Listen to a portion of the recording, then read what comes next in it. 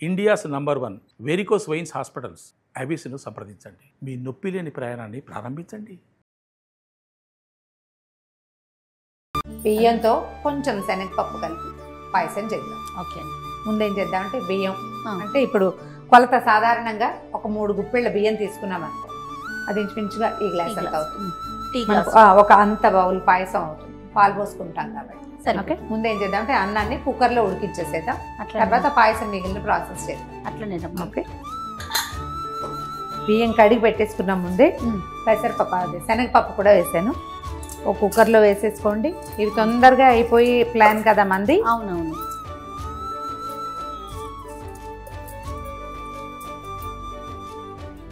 మామూలుగా అయితే బాగా 1కి 5-6 నీళ్ళు పోస్తే బాగుంటుంది. కుక్కర్లో పెడతాం కాబట్టి అన్ని ఎక్కువ నీళ్ళు పోయొద్దు. మామూలుగా 2 వేస్తాం కదా, 3 వేసుకుందాం. కాసిన పాలు పోసేసి వండేసుకుంటే బాగుంటుంది. అంటే చక్కగా వస్తుంది అనమాట టేస్ట్.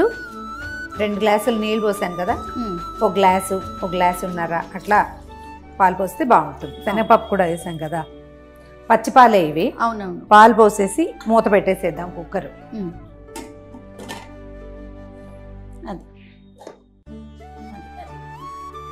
ఓకే,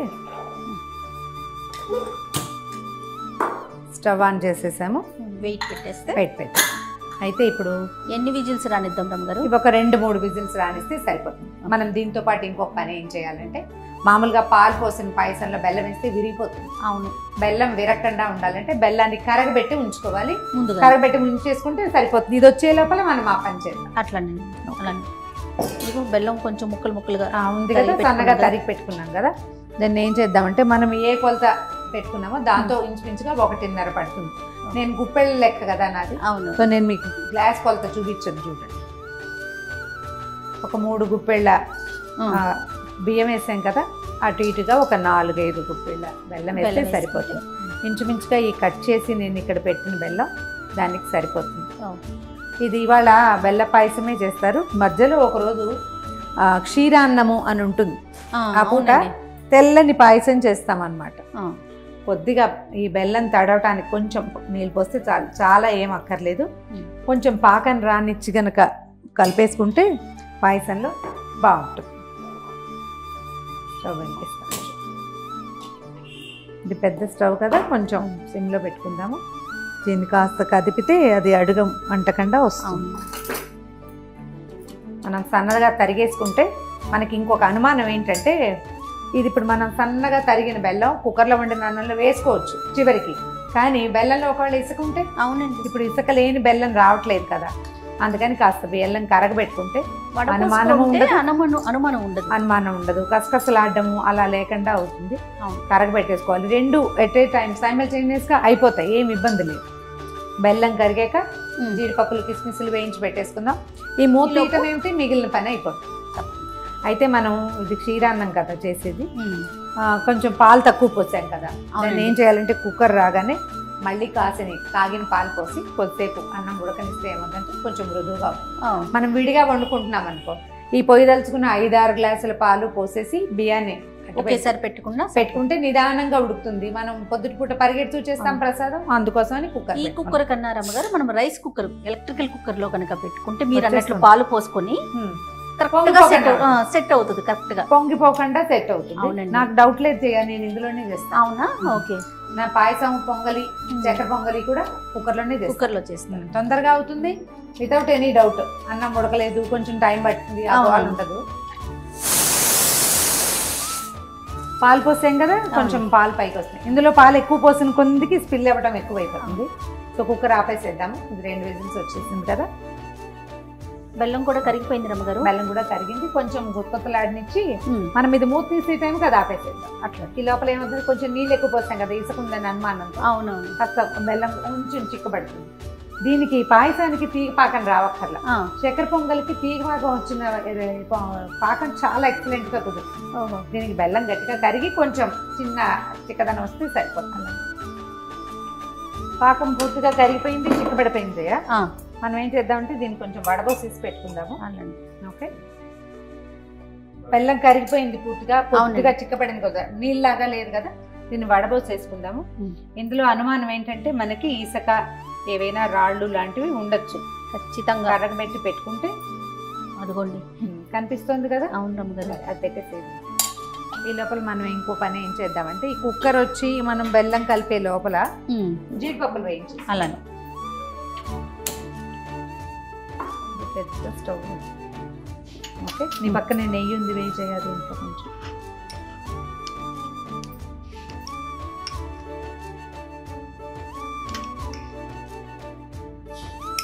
చాలు. స్పూన్ నుంచి కాసిన జీడిపప్పులు, తర్వాత కిస్మిస్లు మనం చకచకా వేయించుకుంటే రెండు కలిపి ఒకసారే వేసేసుకోవచ్చు. స్పీడ్గా చేయలేము, అవి ఒకటి మాడిపోతుంది రెండోది వేగదు అలాంటి డౌట్ ఉంటే విడివిడిగా పెట్టుకోవాలి. కొద్దిగా వేగనిచ్చి వీటిని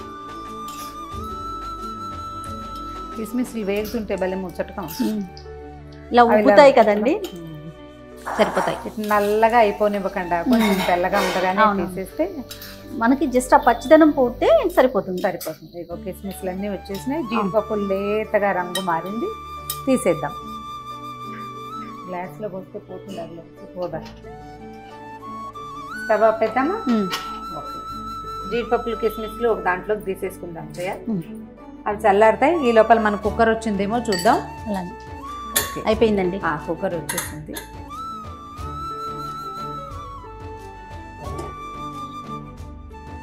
చక్కగా వచ్చేస్తుంది. ఇప్పుడు ఏం చేద్దామంటే మనం కొంచెం పాలు పోసుకొని, కొద్దిగా కాగిన పాలు, మనం ఆల్రెడీ ఒక 2 గ్లాసులు, గ్లాస్ పాలు పోసాం కదా. అవునండి. సుమా అటు ఇటుగా కాస్త 1-2 గ్లాసులు పాలు పోసి అన్నాన్ని, మీగడున్నా కూడా బాగానే ఉంటుంది రుచిగా, ఏమీ అనుమానం ఏం లేదు. మళ్ళీ పెట్టుకుందాం. మళ్ళీ కాసేపు ఉడికిస్తే ఏమవుతుందంటే పాల రుచి పెరుగుతుంది.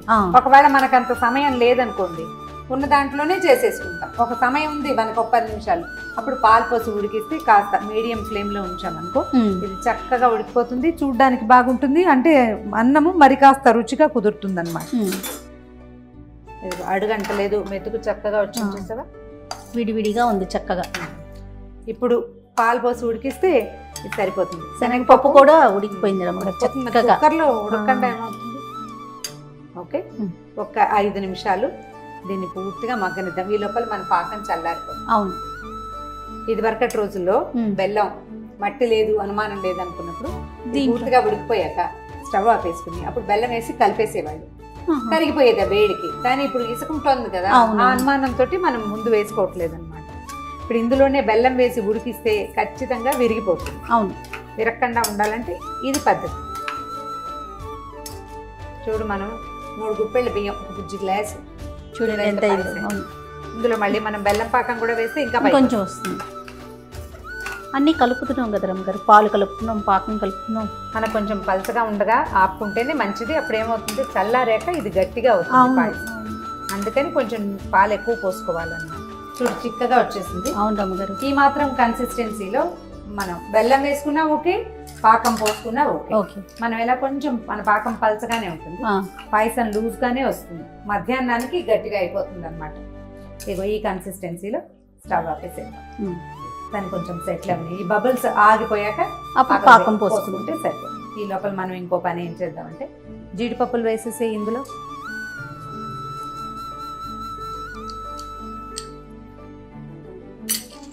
ఏలకుల పొడి, ఇలాచీ పౌడర్ వేసేసుకోవాలి. అది కొంచెం సెటిల్ అయ్యాక బెల్ల పాకం ఎత్తి కలిపేస్తే పరవన్నం రెడీ. దీన్ని ఈజీ మెథడ్ ఏంటంటే మనం వేసేది పాకం కాబట్టి స్టవ్ మీద నుంచి రెండో స్టవ్ మీదకి మార్చండి.